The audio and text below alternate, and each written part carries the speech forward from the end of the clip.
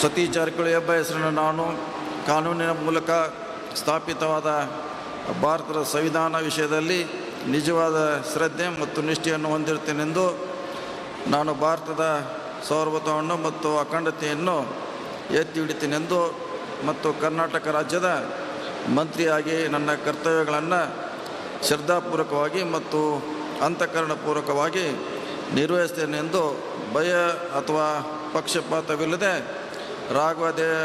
ರಾಗದ್ವೇಷ ಇಲ್ಲದೆ ಎಲ್ಲ ಬಗೆಯ ಜನರಿಗೆ ಸಂವಿಧಾನಕ್ಕೆ ಮತ್ತು ಕಾನೂನಿಗೆ ಅನುಸಾರವಾಗಿ ನ್ಯಾಯವಾದವನ್ನು ಮಾಡುತ್ತೇನೆ ಎಂದು ಶ್ರದ್ಧಾಪೂರ್ವಕವಾಗಿ ಪ್ರತಿಜ್ಞೆ ಮಾಡುತ್ತೇನೆ.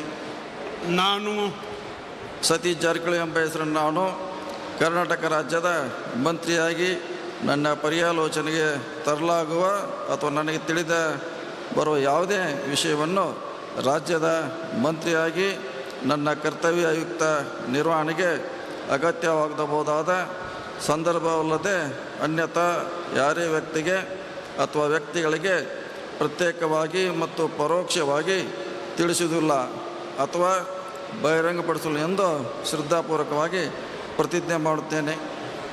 ಧನ್ಯವಾದಗಳು ಸರ್. ಮಾನ್ಯ ಸಚಿವರು ಈಗ ಪ್ರಮಾಣ ವಚನಕ್ಕೆ ಸಹಿ